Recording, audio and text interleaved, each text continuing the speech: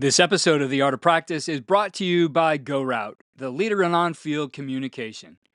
GoRout helps coaches eliminate huddles, increase reps, and maximize efficiency with their game-changing technology. Click the link in the description below for up to 50% off setup fees today.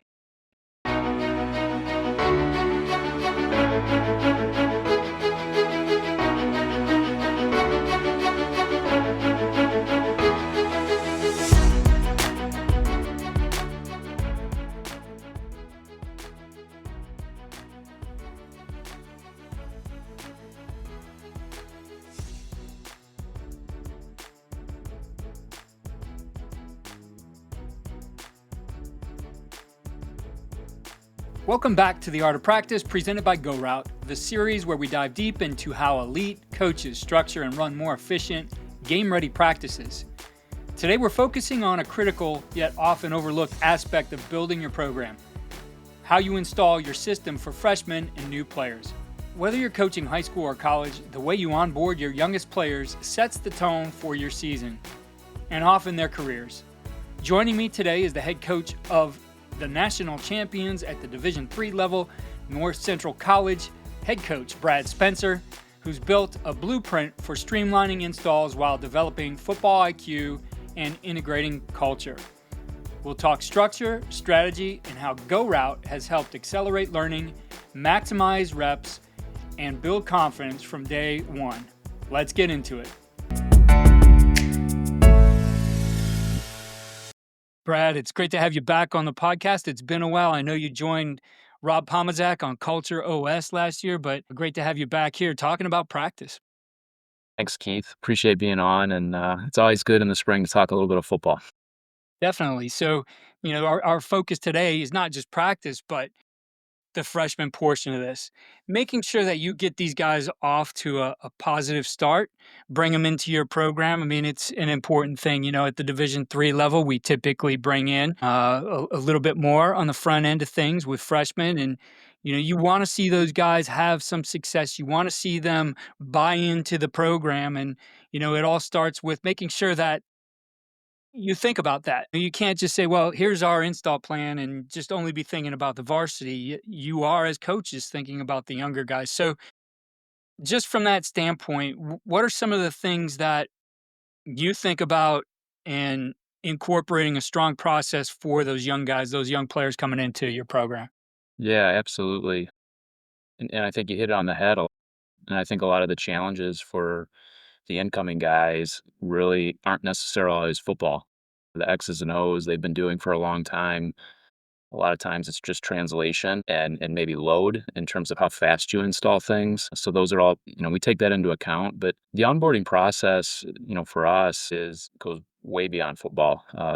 We just finished up spring ball. One of the things we do is our last spring ball practice, we'll open it up, allow families to come to tailgate, invite all of our committed recruits. So we had about 3/4 of our class here this last weekend, and we feel like touch points are really important for them. Getting them around our players, getting them around our coaches again. The recruiting process is over. So, you do all the visits in the summer, the fall, the winter. You get through that process, and I feel like once kids make a decision, they can relax a little bit. They feel like they're at home. They're not trying to evaluate everything while they're here. So getting them here in that situation where they're committed, they're going to be back in August, I feel like gives them an opportunity to, let their guard down a little bit and just be them. They're standing outside our stadium or in the hallway and they're all talking with each other, guys that don't know each other. So I feel like that's part of the process is getting them comfortable, getting them ready for August. They'll of course be back for orientations, and we as a staff will put on a day that they come back and we get to kind of prep them for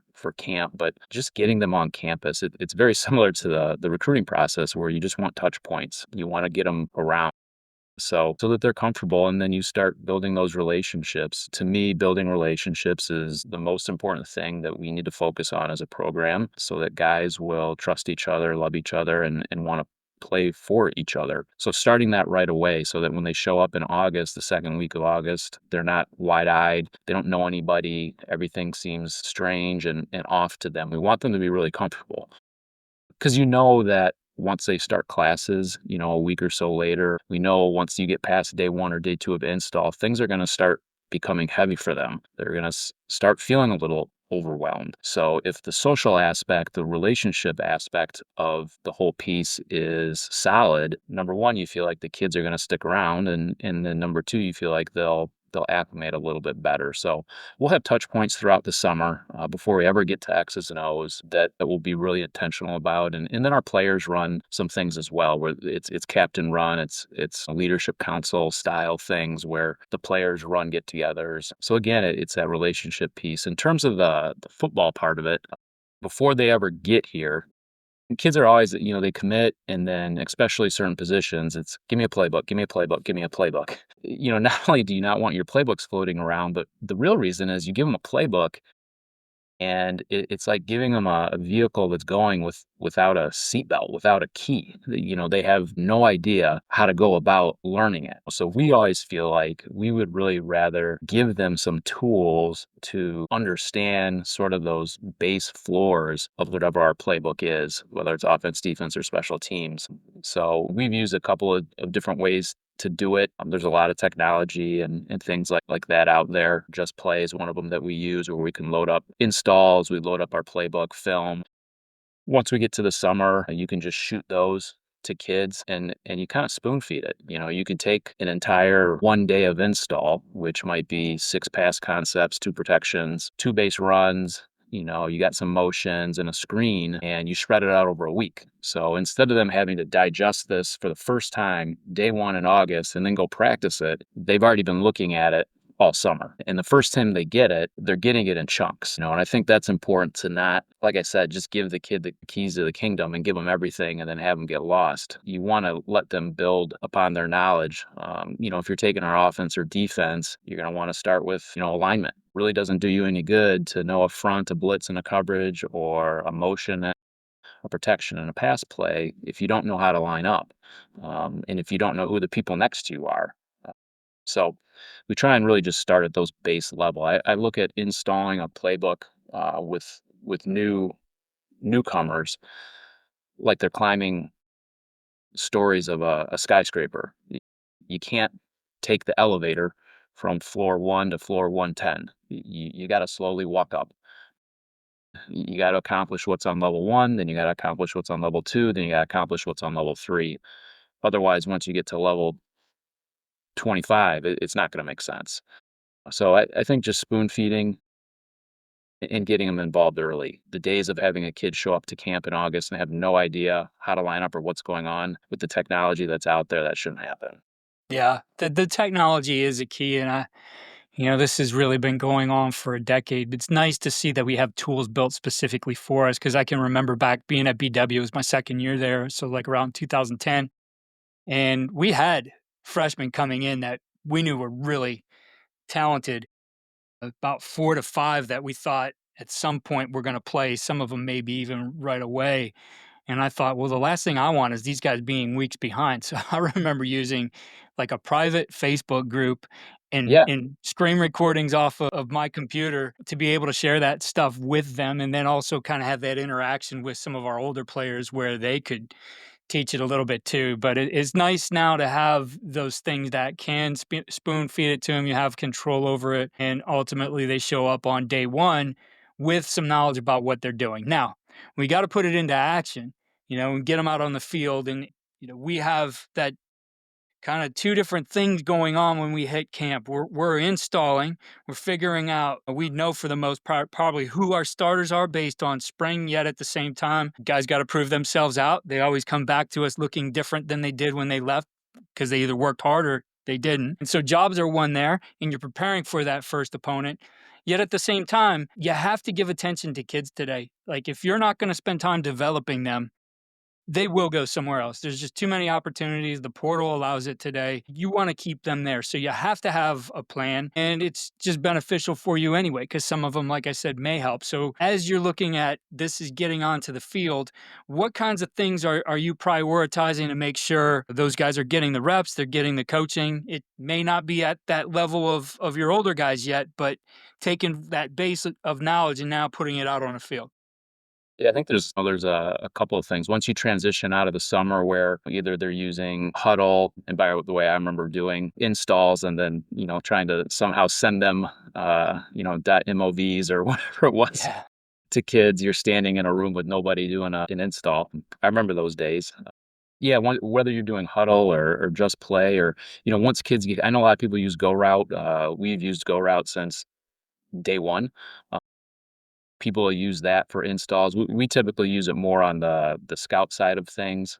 We use it for walkthroughs as well. But once the kids are here, I think having eyes on them, like you said, is really important. And so we try and be really intentional to have two coaches coaching every position so that you can always have a coach that's coaching the older kids, and then you can always have another coach that's coaching the younger kids. And so when you break up practice, let's say we're doing one-on-ones. You can have old guys doing it one way, young guys doing it the other way. Let's say you're doing routes on air. You have old guys on one side, young guys on the other side. If you want to intermix them so that young guys see older guys, I think that's really good. We'll do that too. But having multiple coaches so that kids aren't standing around. I mean, the two head coaches I've worked for, they were adamant about that. I remember as a younger coach, like having to come up with drills for the receivers where nobody's standing around and you got 18 guys. But I think that's really important, having enough coaches so people aren't standing around. But then also in camp, taking advantage of those walkthrough times. So before you ever get on the field, having walkthroughs, and we set aside every single walkthrough time for our freshmen to walk through what they're going to run that day, walk through what they're going to see that day, so that once we get into practice, they've seen it on film. They've done the install, they've done the board work, they've done a walkthrough. Now they can line up in practice and actually get reps in. Because the last thing you want as a coach is to line up.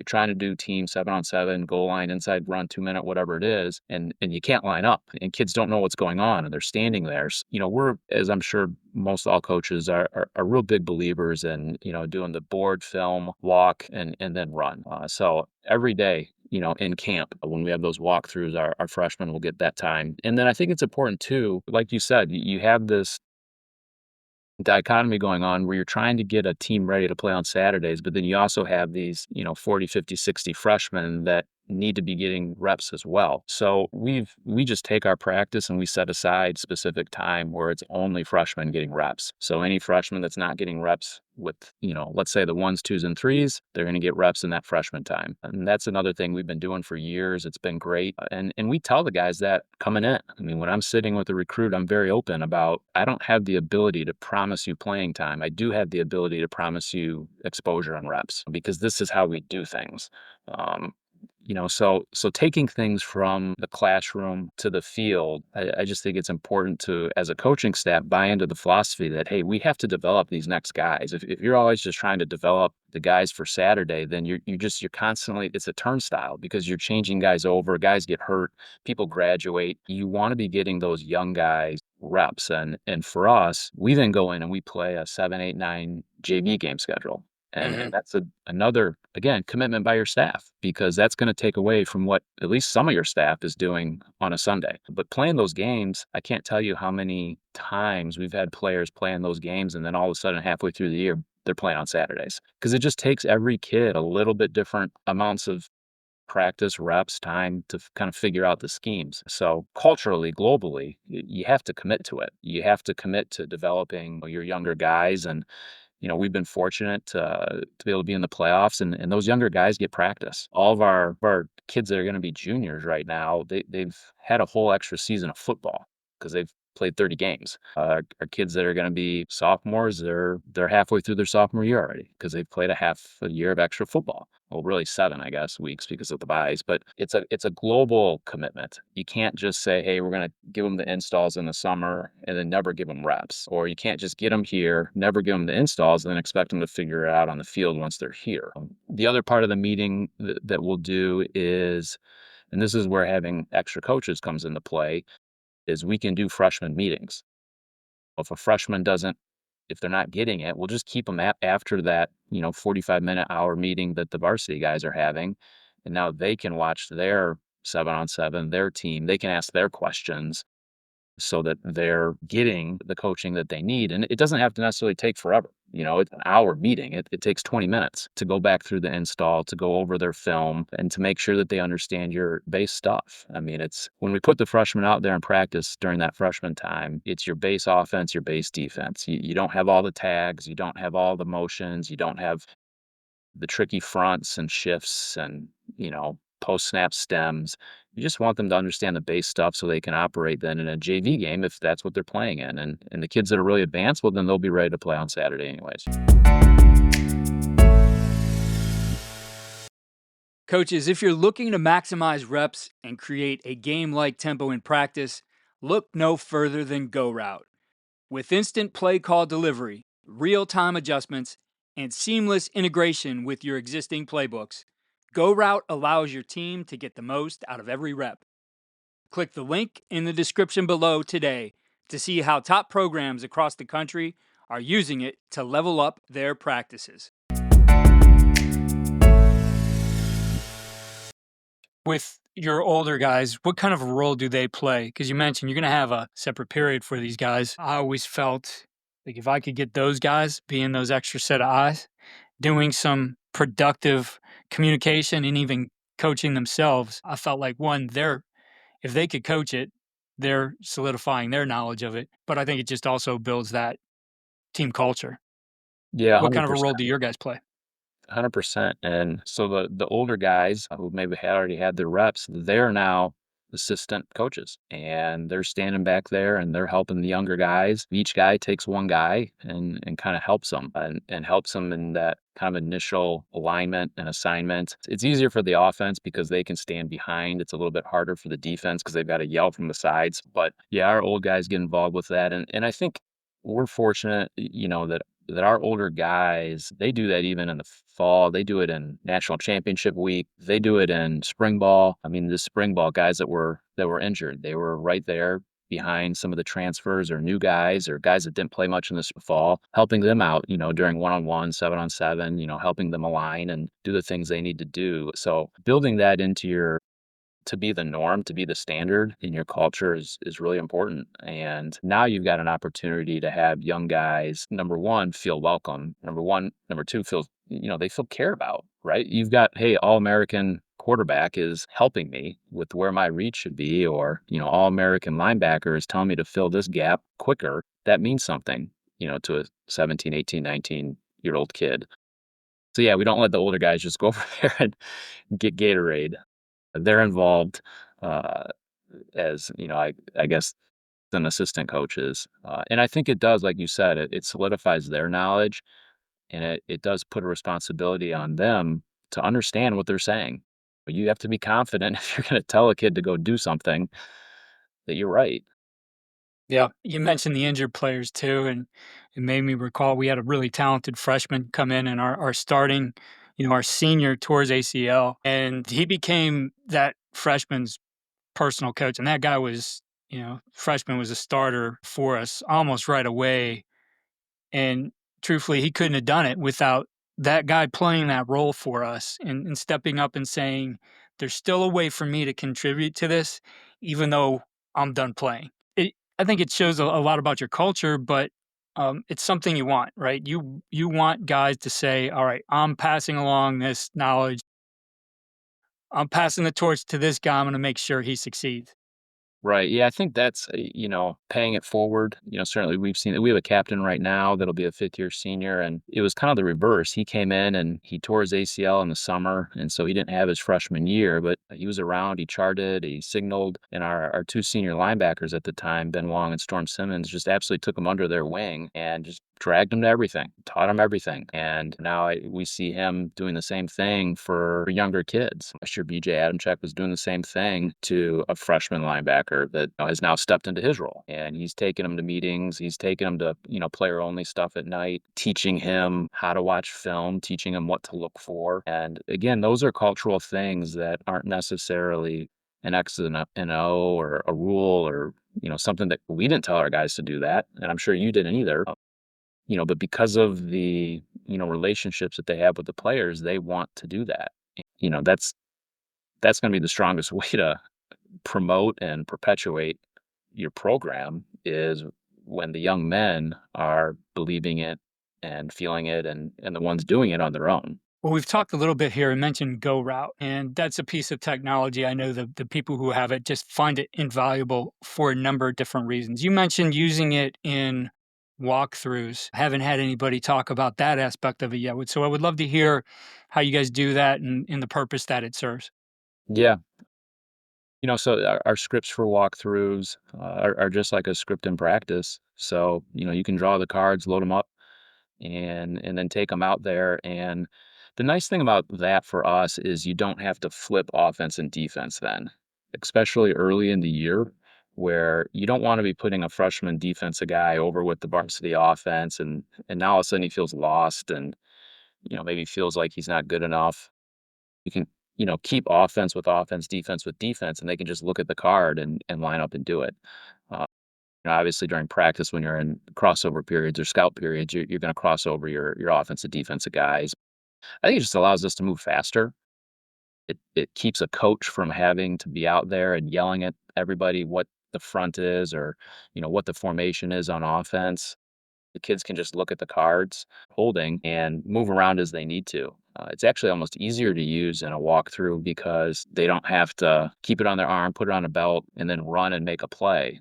In a walkthrough, you can just keep it in your hand and walk. So for us, it just makes you more efficient. And I guess the payoff or the cost is you just have to have coaches load up those cards before that walkthrough that morning or the night before. But I feel like the preparation that you put in is a smaller cost than what you could potentially lose out on the football field. Having a guy do the wrong thing, having a coach having to direct traffic. You do the work on your own in your office, you get it done, and then on the field you can coach as a coach. You don't have to worry about holding a scout card. It's probably not a use for you, but just thinking of how other coaches might use this and especially working with their younger players. Do you feel there's a value? I know we work and we want to install that knowledge, but for them to be able to see the play they're running, your own offense at times, let's say this is a new group and you want to eliminate or at least provide something that they're not going to go waste that rep because they didn't know so that, they can look down and say, "Oh yeah, this is what I do on that play." Do you see a value in that? Yeah, I know coaches that do that. I know programs that do that. They'll load up whatever their install is and what they're doing that day, and then the kids wear them as they're working through that segment of practice or that walkthrough. And so if you're a quarterback and you're a freshman and man, you don't know what laser is, all of a sudden you just look at your arm real quick and all five of the routes are up there. I think it is a good way to reinforce what you've been taught because every kid learns so different. And I think that's the fun in coaching. And I think that's also one of the biggest challenges of coaching is you can't just cookie cutter coach each kid. You have to figure out how they learn. Is he a board guy? Is he a film guy? Is he a rep guy? Is he a walkthrough guy?